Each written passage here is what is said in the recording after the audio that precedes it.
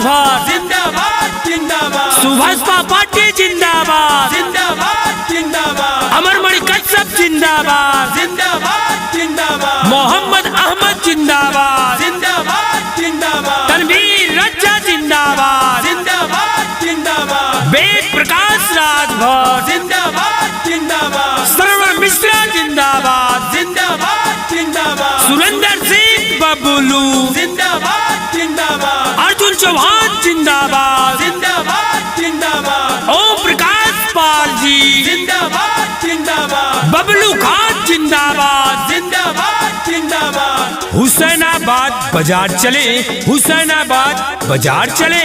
Suhel Dev Bharatiya Samaj party द्वारा आयोजित अति पिछड़ा, अति दलित, अल्पसंख्यक महासम्मेलन का आयोजन आपके अपने स्थान हुसैनाबाद बाजार उतरौला जिला बलरामपुर में दिनांक 16 जनवरी दिन मंगलवार समय 11 बजे से। जी हाँ मेरे भाइयों और बहनों, इस कार्यक्रम के मुख्य अतिथि माननीय श्री ओम प्रकाश राजभर जी, राष्ट्रीय अध्यक्ष सुहेल देव भारतीय समाज पार्टी के रहेंगे। आप सभी से निवेदन है कि भारी से भारी संख्या में पहुंचकर अपने हक अधिकार हिस्सा के सम्मेलन को सफल बनावे। हुसैनाबाद क्षेत्र को है भैया चमकाना, पढ़ा लिखा नेता अपना है बनाना। चाची भूल नहीं जाना, 16 तारीख को है जाना। चाचा भूल नहीं जाना, हुसैनाबाद बाजार है जाना।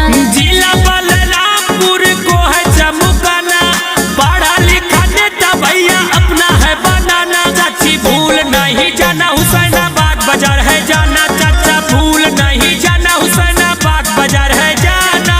जी हाँ, सुहेल देव भारतीय समाज पार्टी द्वारा आयोजित अति पिछड़ा, अति दलित, अल्पसंख्यक सम्मेलन दिनांक 16 जनवरी दिन मंगलवार को यह कार्यक्रम सम्मेलन रखा गया है आपके अपने स्थान हुसैनाबाद बाजार उतरौला बलरामपुर। जी हाँ, इस कार्यक्रम के मुख्य अतिथि माननीय श्री ओम प्रकाश राजभर, राष्ट्रीय अध्यक्ष सुहेल देव भारतीय समाज पार्टी के रहेंगे।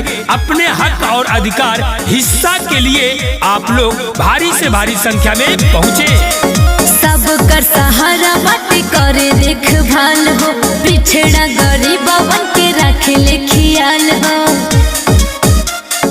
ए भैया सब कर सहारा बाटे करे देखभाल हो, पिछड़ा गरीबवन के रखे ले ख्याल हो। लागल बा विरोधी बहकावे में नया ना, ओम प्रकाश राजभर जी का साथ है निभाना। भैया भूल नहीं जाना, हुसैनाबाद बाजार है जाना। बाती भूल नहीं जाना, हुसैनाबाद बाजार है जाना। जी हाँ मेरे भाइयों और बहनों, गरीबों की आवाज उठाने वाले माननीय श्री ओम प्रकाश राजभर जी का आगमन हो रहा है दिनांक 16 तारीख को दिन मंगलवार आपके अपने नजदीकी स्थान हुसैनाबाद बाजार उतरौला बलरामपुर। जी हाँ, हक अधिकार दिलाने के लिए, दबी हुई आवाज को उठाने के लिए, सदन तक आपकी आवाज पहुंचाने के लिए यह सम्मेलन रखा गया है। क्षेत्र में सुना जब योजना आई, रोड नाली सब बनी कुछ न छुटाई। ए भैया क्षेत्र में सुना जब योजना आई, रोड नाली सब बनी कुछ न छुटाई। बिजली या शिक्षा पानी बेटा जदी है पाना, सुरेंद्र सिंह बबलू जी का साथ है निभाना। दादी भूल नहीं जाना, 16 तारीख को है जाना। दादा भूल नहीं जाना, हुसैनाबाद बाजार है जाना। जी हाँ, अगर आप चाहते हैं कि मेरा बेटा, मेरी बेटी अच्छी शिक्षा पाए, दवाई पाए, रोजी रोजगार पाए, तो आप लोग हो जाएं तैयार। दिनांक 16 जनवरी दिन मंगलवार, स्थान हुसैनाबाद बाजार चले। बलरामपुर महासम्मेलन का आयोजन किया गया है। आप सभी लोग भारी से भारी संख्या में पहुंचकर कार्यक्रम को सफल बनाएं। जवन की हो कैले नाही कई के दिखाई है, कौनो परेशानी होई दौड़ल चली आई है। ए चाची जवन के हु कैले नाही